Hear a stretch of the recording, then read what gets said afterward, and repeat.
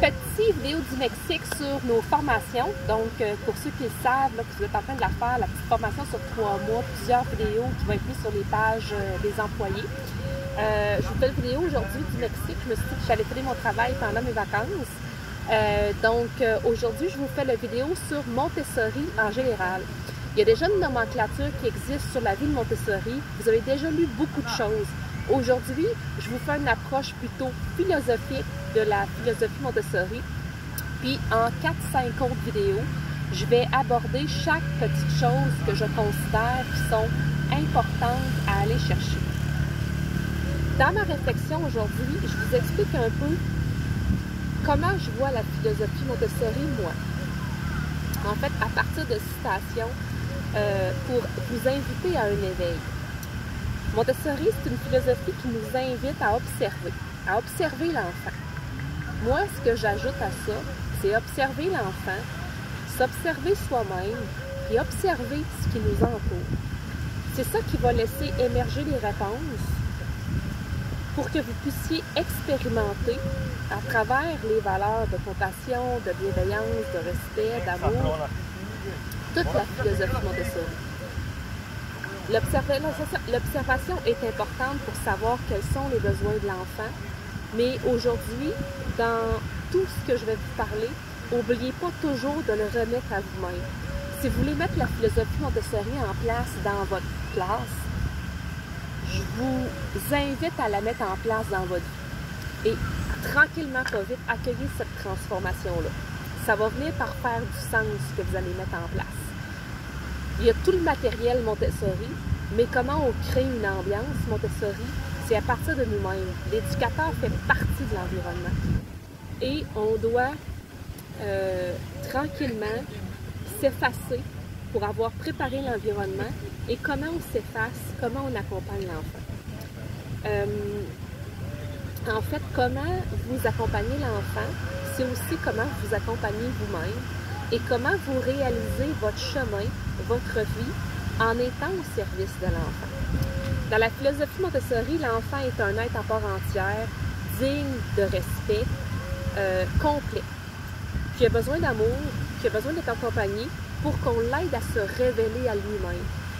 Si nous, comme éducateurs, on n'est pas révélés à nous-mêmes, on n'est pas connectés à nous-mêmes, le défi de le faire avec l'enfant devient quasi impossible. L'enfant, il est désireux d'être autonome. Chaque action, chaque geste qu'il pose est une quête pour répondre à sa volonté d'apprendre. Donc, quand on parle de l'observation, c'est ça qui est important. Il n'y a rien que l'enfant fait qui n'est pas dans un but à atteindre pour lui, intrinsèque, qu'il ne va pas vous dire, mais il a quelque chose d'important. Il comble un besoin. Et c'est notre travail de chercher quel besoin il est en train de combler, sans le juger. Aujourd'hui, un des points importants que je veux que vous reteniez, c'est le non-jugement. L'observation dans le non-jugement, accueillir l'autre et s'accueillir dans le non-jugement pour observer ce qui est devant nous et intervenir de façon adéquate. En lui ouvrant notre cœur et en l'observant, l'enfant nous guide afin de nous inviter à créer un milieu riche, stimulant, où il pourra faire des activités et accéder à du matériel qui lui parle pour faire ses apprentissages. Le matériel, c'est la partie concrète, une partie qui est importante. La partie intellectuelle, quel matériel on met à la disposition de l'enfant, pourquoi on met ce matériel-là à la disposition de l'enfant, comment on lui présente. Une fois que vous connaissez les sphères d'activité, la vie pratique, la vie sensorielle, le langage, culture, mathématiques, vous naviguez là-dedans. Il est important de comprendre comment on les présente à l'enfant, quelle est la façon de présenter le matériel à l'enfant, puis pourquoi on la présente de cette façon-là. C'est ça qui va venir faire du sens dans votre travail. Donc, aujourd'hui, ce que je veux que vous retenez, c'est comment je fais de la philosophie Montessori quelque chose qui fait du sens dans mon quotidien.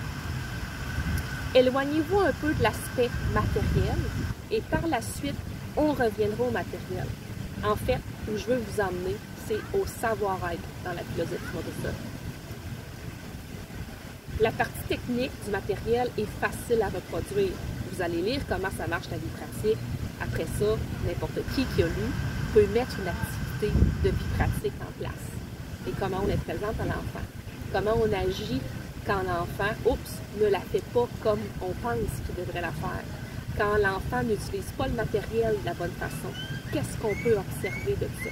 Je reviens à l'observation sans jugement pour pouvoir bien interagir.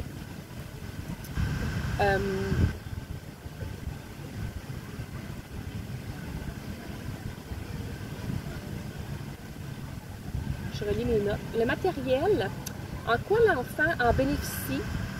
Enfin, dans quel état on doit être pour présenter le matériel, pour permettre à l'enfant de vraiment l'explorer puis de se révéler à lui-même. L'ambiance calme, bienveillante, sécuritaire, comment on la crée? L'ambiance, c'est l'énergie qu'il va avoir dans la classe et elle part de l'éducateur. Donc, si on est dans ces valeurs-là, l'ambiance va avoir l'air de ça.